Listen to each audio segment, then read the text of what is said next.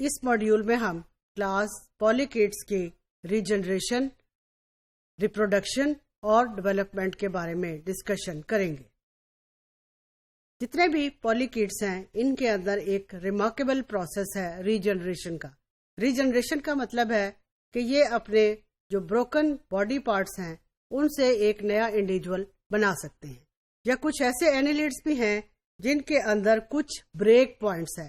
ان break points کا مطلب ہے کہ جب بھی کوئی پریڈیٹر ان کے اوپر اٹیک کرتا ہے تو یہ بریک پوائنٹ سے اپنی باڈی کو سیپریٹ کر دیں گے، اور ہر بریک پوائنٹ سے ایک نیا انڈیویجول جو ہے وہ پھر ارائز ہو جائے گا، اور اس طرح سے یہ پریڈیٹر سے بھی اپنے آپ کو اسکیپ کر لیں گے۔ کچھ پولیکیٹس ان کے اندر اگر ہم ریپروڈکشن کی بات کریں تو ریپروڈکشن دونوں طرح کی ہوگی، سیکشول ریپروڈکشن اور اے سیکشول ریپروڈکشن۔ اے سیکشول ریپروڈکشن ہوگی تھرو بڈنگ، ٹرانسورس فیژن، اور سیکشول ریپروڈکشن جو ہے اس میں obviously ایگز اور سپرمز جو ہیں وہ انوالو ہوں گے، اور اس کے لیے گونیڈز ہیں، اووریز ہیں اور ٹیسٹیز ہیں۔ زیادہ تر پولیکیٹس جو ہیں وہ ہیں ڈائیوشیس، اور گونیڈز جو ہیں they develop as masses of gametes and then project into from the coelomic peritoneum۔ اب گونیڈز جو ہیں نارملی ہر باڈی سیگمنٹ کے اندر موجود ہیں، لیکن کچھ پولیکیٹس کے پریمیٹیولی یہ کنڈیشن تھی کہ گونیڈز ہر باڈی سیگمنٹ میں موجود تھے، لیکن اب کچھ پولیکیٹس کے اندر گونیڈز جو ہیں they are normally specified to some segments of the body، اور ان سے گیمیٹس جو ہیں they are shed into the coelom، وہاں پر یہ پھر میچور ہوں گے، اور جو میچور فیمیل ورمز ہیں they often are packed with the eggs۔ پھر گیمیٹس جو ہیں obviously ان کے اندر they have to exit outside the body، اور through the میٹانیفریڈیا کے جو نیفروسٹومز ہیں وہاں پہ انٹر ہوں گے، and then they are exited outside the body through the nephridiopore۔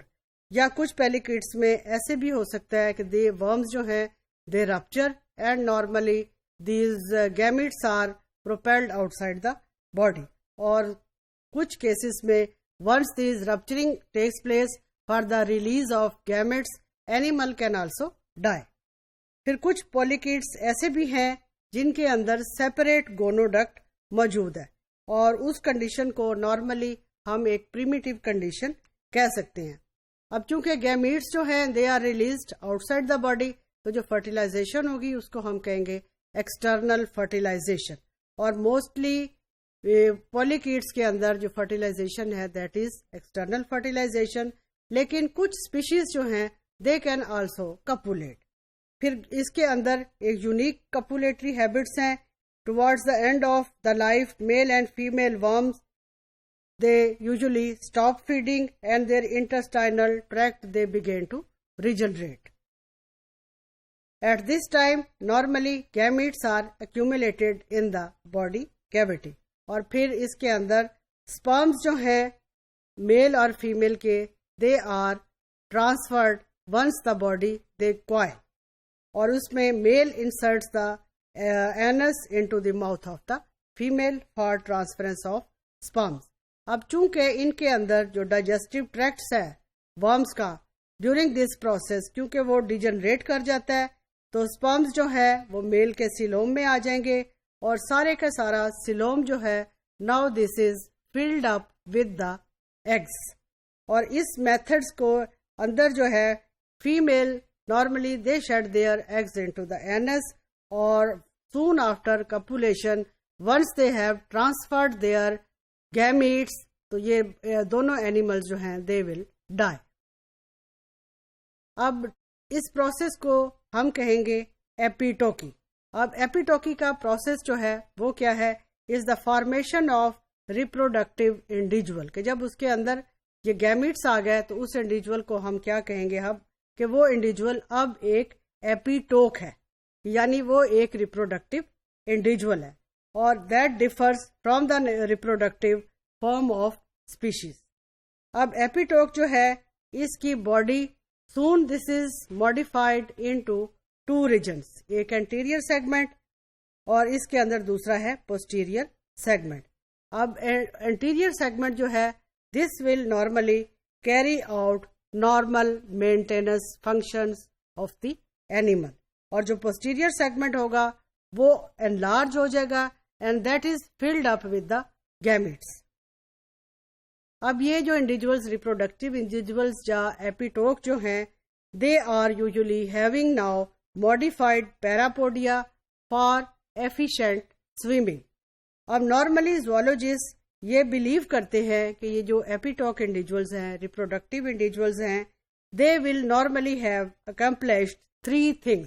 پہلا اس کے اندر ہے کہ اس کے اندر نارملی ریپروڈکٹیو اور نان ریپروڈکٹیو پارٹس جو ہیں دونوں ہوں گے اور نان ریپروڈکٹیو انڈیویجول جو ہے that remains safe below the surface of water اور پریڈیٹرز جو ہیں اس تک نہیں پہنچ سکتے. سیکنڈ اس کے اندر کہ ایکسٹرنل فرٹیلائزیشن جو ہے that requires the individual become reproductively active at the same time کہ دونوں انڈیویجولز جو ہیں once they are in close proximity to each other they become reproductively active. پھر اس میں سوارمنگ جو ہے اس کے that usually ensures that large number of individuals they are in the right place and at the proper time.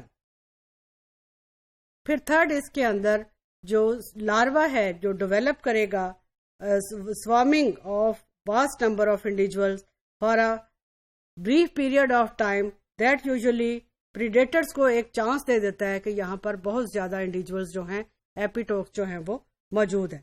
اب یہ جو لارج نمبر آف پرے ہے یہ اویلیبل ہے only for a short period of time because during the year of predator population ایک خاص period کے اندر اس کا نمبر انکریز کرتا ہے. تھرو آؤٹ دا ایئر جو ہے وہ اس کا نمبر پرے کے لیے اویلیبل یا پریڈیٹر کے لیے اتنا زیادہ پرے اویلیبل نہیں ہوگا.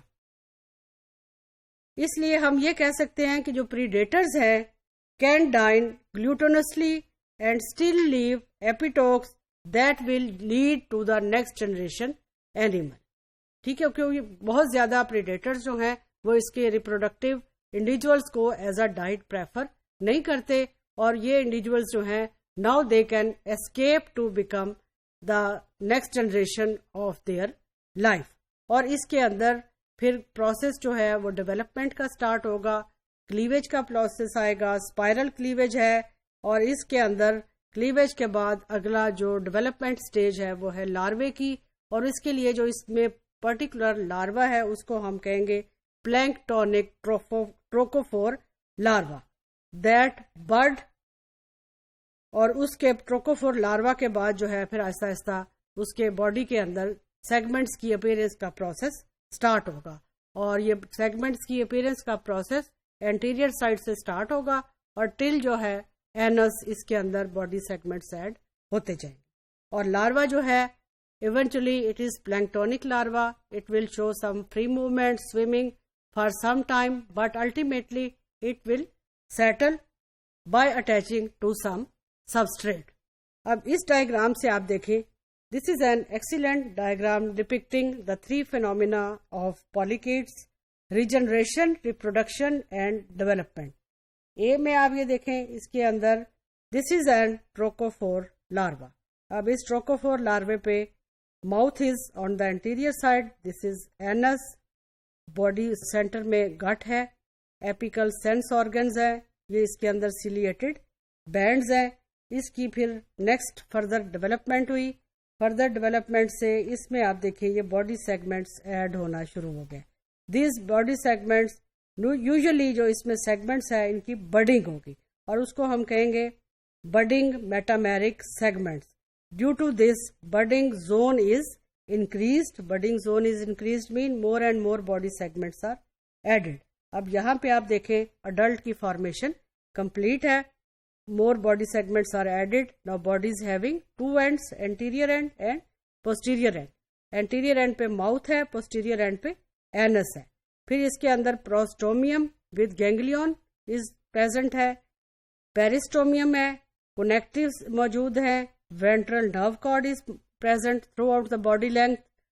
تو this is an excellent example of trochophore larva when it shows its development to become the adult annelid.